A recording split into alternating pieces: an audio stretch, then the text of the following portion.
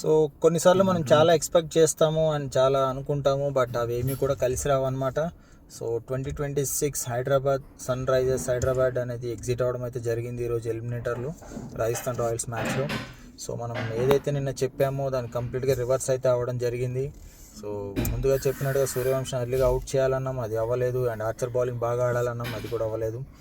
So మనం expect చేసిన దానికి కంప్లీట్గా రివర్స్ అయింది అండ్ మన ఎస్ఆర్హెచ్ అవుట్ అయితే అవ్వడం జరిగింది ఈ ఐపీఎల్ 2026లో. సో ఇప్పటికైతే ఆర్సీబీ ఫైనల్లో ఉంది and Gujarat Titans and Rajasthan Royals play of 2 ఆడుతుంది. ఎవరు విన్ అవుతారో వాళ్ళు ఆర్సీబీతో ఫైనల్ అయితే ఆడడం జరుగుతుంది. సో మన ఎస్ఆర్హెచ్ అయితే నెంబర్ 4 అని చెప్పొచ్చు. ఇంకా సో అవుట్ అయితే అవ్వడం జరిగింది. సో లాస్ట్ 3 ఇయర్స్లో మంచి మెమరీస్ అయితే ప్యాట్ కమిన్స్ ఇచ్చాడు.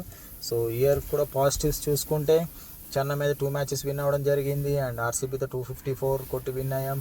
అలానే ముంబై ఇండియన్స్తో 240+ చేసాం. ఇవే కాకుండా క్లాసన్ అండ్ ఇషాన్ కిషన్ ఇద్దరు కూడా 600+ స్కోర్ చేయడం జరిగింది ఈ సీజన్లో.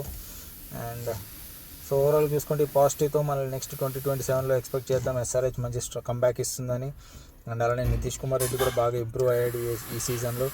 సో మనకి number 6th and 7th so మంచి ప్లేయర్స్ కావాలి ఫినిష్ చేయడానికి. అండ్ అలానే బౌలింగ్లో కూడా కొన్ని మంచి బౌలర్స్ని చూసుకోవాలి నెక్స్ట్ సీజన్కి.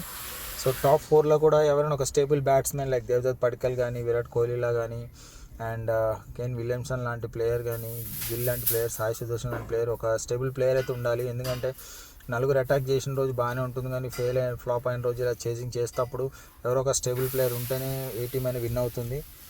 సో అలా ఆలోచిస్తారని చూద్దాం SRH. So hope next year మంచిగా ఆడి కంబ్యాక్ ఇస్తారని. అండ్ ఇయర్కి అయితే మెమరీస్తో ఎంజాయ్ చేద్దాం.